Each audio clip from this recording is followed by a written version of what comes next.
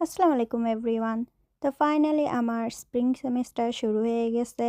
So আমি যাচ্ছি first ক্লাসে। বাইরে অনেক বেশি বৃষ্টি হচ্ছে, অবস্থা অনেক খারাপ আর অনেক বেশি ঠান্ডা বাতাস। ভার্সিটিতে এসে দেখি লিফটের জন্য লম্বা একটা লাইন। তো যাই হোক, ক্লাস শেষ করে আমি কিছু ফল কিনতে আসছি।